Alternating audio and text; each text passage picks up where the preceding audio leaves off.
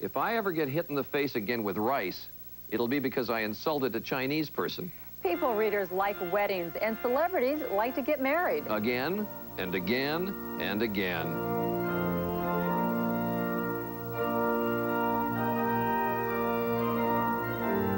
Whenever there's a wedding on the cover, People sells a lot of copies. Readers want to know the inside dish. In fact, the whole China pattern. We love to read how Liz Taylor had 100 Israeli security guards at her wedding. That Trudy Styler, that's Mrs. Sting, wore $38,000 of Versace lace at hers. We're all fascinated by celebrities and their love lives for the same reason that people flock to the movies. It's the great escape. If someone's sitting at home and the baby's crying and dinner's boiling over on the stove and husband's angry when he comes home from work, you know, it's a wonderful thing to just imagine what these fabulous Hollywood lives must be like.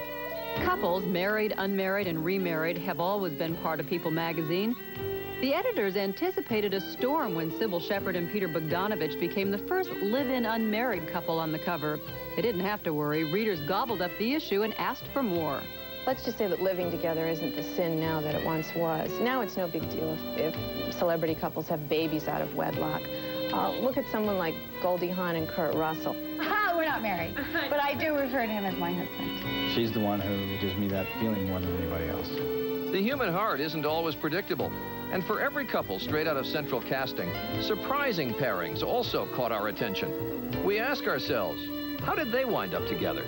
Julia Roberts and Lyle Lovett. People were astonished at that matchup. There's no reason that a beauty can't find happiness with a very solid, stable guy who doesn't happen to have movie star looks. I think that the public's perception of certain stars changes based on who they're seeing romantically.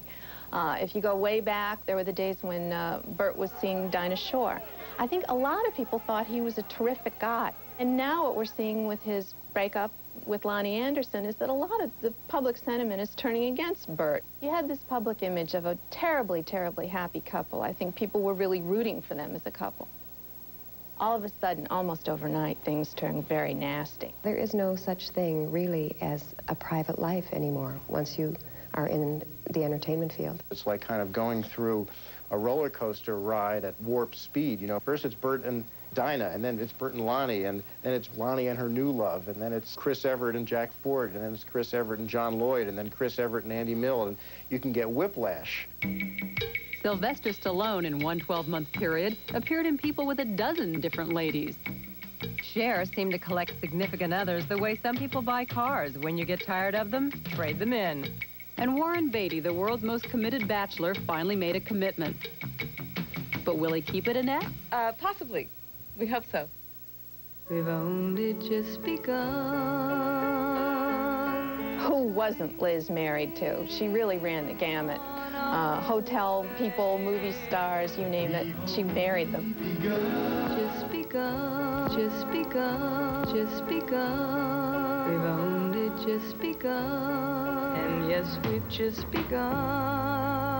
And then all of a sudden we see this kind of blue-collar guy who was a 12-step program person just like she was, and there seemed to be this magic between the two of them. I think that a lot of people thought it was going to be very short-lived, and as we've seen, it hasn't been. We all tend to think that celebrity relationships don't last, but of 477 couples featured in People's early years, only 169 have split up, which, keeping it together-wise, is better than the national unfamous people average. That's the glory of love. It's the glory, it's the glory of... Did you ever wonder why celebrities have such relationship problems? I mean, after all, they make more money than the average person. They have more glamorous jobs, and they go to fancier parties. But one thing they give up is privacy, especially when it comes to romance.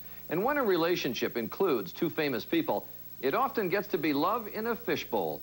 I think a two-celebrity family is a nightmare. It's like being married to your agent or something. I don't see how people do that. Probably the good thing about both people being famous is that they're both kind of used to it. We've all read the stories about celebrity marriages that don't work. Well, here's one that does. He's got a red-hot recording career and a reputation as a good guy in a black hat. And she is a stunning blonde actress with the most beautiful cornflower blue eyes. You knew her as CG on Knots Landing. Meet Lisa Hartman and Clint Black. Look at me, you see who I found. I'm beside myself whenever she's around. When we really fell in love and knew we were in love was in Toronto, Canada. She had a few days off. And we had 3 incredible days together. And then when she joined me out on the road, that's when I proposed. It was amazing. It was. We sat around in awe of what we just did. She changed her name. Since Miss Hartman changed her name to Mrs. Black, Clint has put out 4 albums and played to audiences full of adoring women in hundreds of cities. As country's reigning hunk, he appeared in a feature film with world's sexiest man, Mel Gibson. Lisa works nonstop on primetime movies and series. In a marriage that has to meet the demands of 2 careers, the problem is being in the same place at the same time on the same schedule. For one thing, when she does a movie, she's up at 5 a.m. Well, that's my bedtime. And we're it's just like, okay, well, I gotta... We have a lot of earplugs in our house. And so, yeah, to be in sync time clock-wise, it's great. The simple things most couples take for granted, like running errands or just puttering around the house, those shared experiences are hard to come by. I talk her out of a lot of scripts. He does. You don't want to do that, do you? Yeah. I mean, I'm on tour. Is it really that good a script? But we've been lucky with the schedule. You know, we try to work it out. When your wife is a sexy star, one of the things that comes with the job of husband is learning to put up with her coworkers. I don't know. Why don't you just kiss me? Is that what you want, a kiss?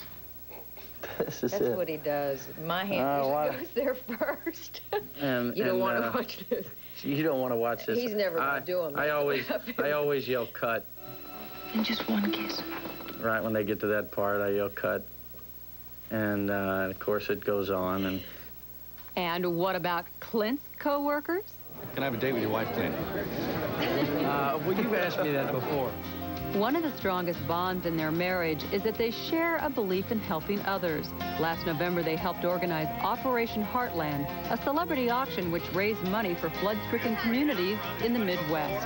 4. We have 4 right here. Anytime you watch people's lives being changed by disaster, you stop and ask yourself, what in the world could you do? How could you help? Doing this together has just been, we've learned together. We've helped each other to learn along the way. When our servicemen and women went to Somalia, so did Clint and Lisa. We went and entertained the troops. That's really what it was about, and the little byproduct of that was an education. Without her, you see a different man.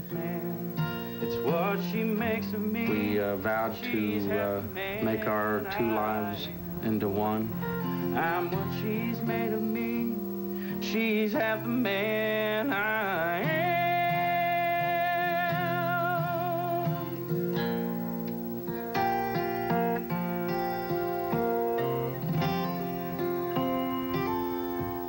Very nice. Thanks. A very nice couple and attractive. Yes, although I can't say as I took much notice of him. And actually, to update you on another couple where most people don't notice the guy, do you remember Bo Derek and 10? She was kind of hard to forget. Well, we have a picture of her 15 years later at a special reunion that People staged with her and Dudley Moore. She's still pretty good looking at 37. And Bo said of her 67-year-old husband, John Derek, he's never been with a woman as old as I am now. He likes me to have opinions and talk back, but sometimes when I do, he'll threaten to go down to the local high school and look around. Okay. Anyway, People asked readers to rank the most romantic celeb couples. Paul Newman and Joanne Woodward were picked by nearly 2/3 of the people. Close to 1/3 went to Richard Gere and Cindy Crawford. And here's something actually of a non-story. Bill and Hillary Clinton, when Americans think romance, only 5% of them thought of the first couple. We'll be back.